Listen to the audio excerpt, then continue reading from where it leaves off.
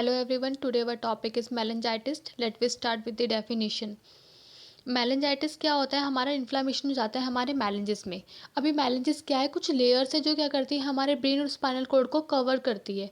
ठीक है, मेलेंजेस में हमारे 3 लेयर इन्वॉल्व होती है, ड्यूरा मैटर, आर्किनोइड मैटर और पाई मैटर। तो जब इन तीनों में क्या होता है, इन्फ्लामेशन होता है, तो हमें कंसिडर करते हैं मेलेंजाइटिस।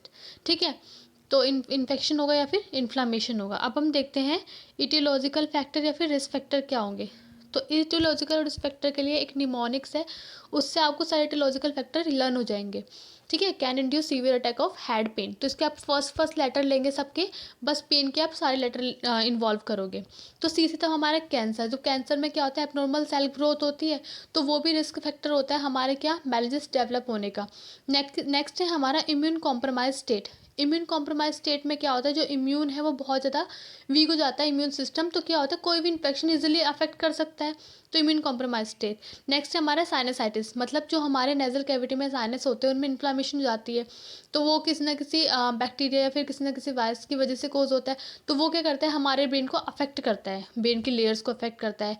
एज एक्सट्रीमिटीज़ हो सकते हैं, ओटाइटिस हो सकता है, मतलब हमारे ईयर में क्या हो रहा है, इन्फ्लामेशन हो रही है, तो भी हमारा ब्रेन की जो लेयर्स हैं वो अफेक्ट कर सकती हैं। नेक्स्ट आता है, अगर हमारे हेड में कोई ट्रॉमा हुआ है तो भी इफेक्ट हो सकता है, या फिर पैरामेरेंजियल इन्फेक्शन हुआ है तो भी हो सकता है, पर्सन अल्कोहलिज्म है तो भी हो सकता है, इन्फेक्शन हो रहा है उसे बार बार तो भी हो सकता है, सर्जिकल प्रोसेस हुआ है, कोई न्यूरो सर्जिकल प्रोसीजर हुआ है तो भी रिस्क फैक्टर है। नेक्स्ट है हमारा स्प्लीनेक्टोमी हुआ है तो भी रिस्क फैक्टर है। ठीक है, ये सारे के सारे क्या है, रिस्क फैक्टर या फिर कॉजेज हैं जो कि क्या कॉज कर सकते हैं हमारा मेलिंजाइटिस। अब हम देखेंगे टाइप्स ऑफ मेलिंजाइटिस। ठीक है, तो जो मेलेंजाइटिस है वो टाइप्स जो है वो 2 टाइप में आप डिवाइड कर सकते हो, एक होता है इन्फेक्शियस, एक होता है नॉन इन्फेक्शियस। तो जो हमारे इन्फेक्शियस उसमें हमारे चलते हैं वायरस, बैक्टीरियल और फंगाई और पैरासिटिक। तो जो हमारा वायरस मेलेंजाइटिस होता है इसको हम वायरल मेलेंजाइटिस बोलते हैं, ये हमारा वायरस की वजह से कोज होता है और ये मोस्ट कॉमन होता है। ठीक है, एंट्रोवायरस इसमें का एग्जांपल आप ले सकते हैं। बैक्टीरियल मेलेंजाइटिस जो होता है ये बहुत सीवियर होता है, जो कि हमारे बैक्टीरिया की वजह से कोज होता है। फंगल मेलेंजाइटिस जो है उन पर्सन में देखने को मिलता है, उन पर्सन को ज़्यादा अफेक्ट करता है जिनका जो इम्यूनिटी है वो बहुत ज़्यादा वीक हो चुकी है।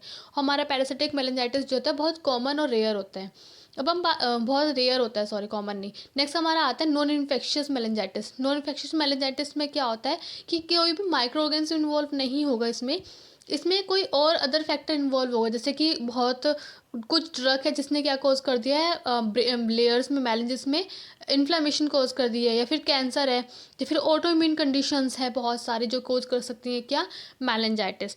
ये तो था based on the aetiological factor या फिर based on the micro organism, है ना।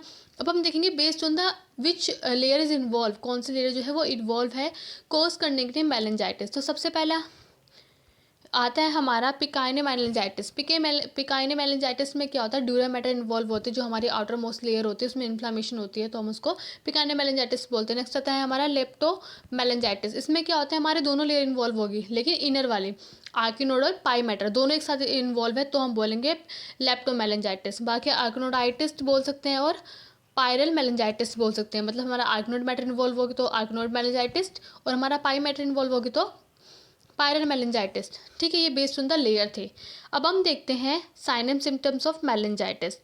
तो क्या होता है, ऑब्वियसली इन्फेक्शन है तो फीवर होगा, तो फीवर होगा पर्सन को, सीजर होगा, लैक ऑफ हेपेटाइटिस होगा, स्टिफ नेक्स, ये मोस्ट कॉमन सिम्टम्स है इसका जो देखने को मिलता ही मिलता है।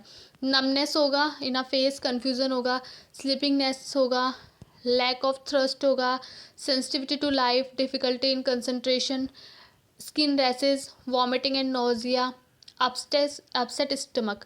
तो ये सारे के सारे सिम्टम्स आपको मेलेंजाइटिस में देखने को मिलेंगे।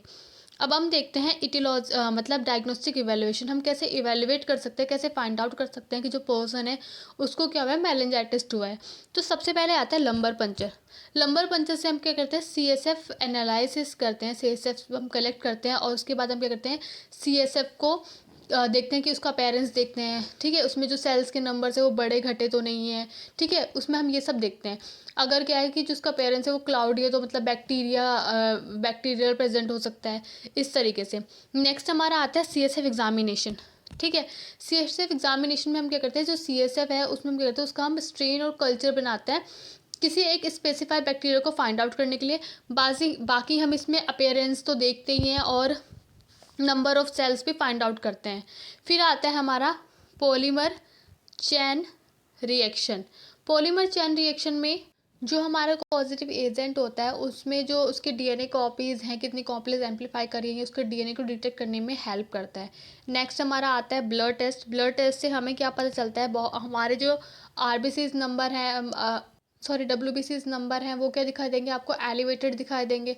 और आप क्या कर सकते हैं, ब्लड का कल्चर कर सकते हैं to find out the any kind of bacterial infection को फाइंड आउट करने के लिए।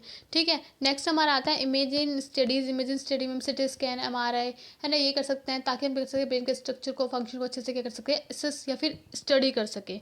तो ये थे हमारे डायग्नोस्टिक वैल्यूएशन जिससे हम डिटेक्ट करेंगे मेलेंजाइटिस को। अब हम देखते हैं मैनेजमेंट। तो मैनेजमेंट में क्या आता है, डिपेंड करता है कि कौन से टाइप का मेलेंजाइटिस हुआ है। मतलब अगर बैक्टीरियल मेलेंजाइटिस हुआ है तो आप उसमें एंटीबायोटिक दे सकते हैं। ठीक है। और कॉर्टिकोस्टेरॉइड दे सकते हैं इन्फ्लेमेशन को रिड्यूस करने के लिए। आईवी फ्लूइड दे सकते हैं हाइड्रेट और इलेक्ट्रोलाइट को बैलेंस करने के लिए। एंटीपायरेटिक दे सकते हैं फीवर और पेन को मैनेज करने के लिए। बाकी एंटीवायरल है तो आप उसमें एंटीवायरल मेडिसिन एसाइक्लोवर दे सकते हैं। ठीक है। बाकी आप उसको सपोर्ट केयर दे सकते हैं, जैसे कि हाइड्रेट दे सकते हैं, पेन रिलीव कर सकते हैं, रेट। और नॉर्मली क्या होता है, सेल्फ लिमिटेड हो जाती है, अपने आप से ठीक हो सकती है। नेक्स्ट आता है फंगल इन्फेक्शन। फंगल इन्फेक्शन के लिए हम एंटी फंगल ड्रग देते हैं। ठीक है। और जो ये उन पेशेंट में देते हैं जो कि क्या होता है, इम्यून कॉम्प्रोमाइज़ में होने के ज़्यादा चांसेस होते हैं, तो उन्हीं पेशेंट्स में होते हैं। तो ये था इसका management according to type of meningitis, इसका मैनेजमेंट होता है। Now thank you for watching. Please share and subscribe my video if you like it.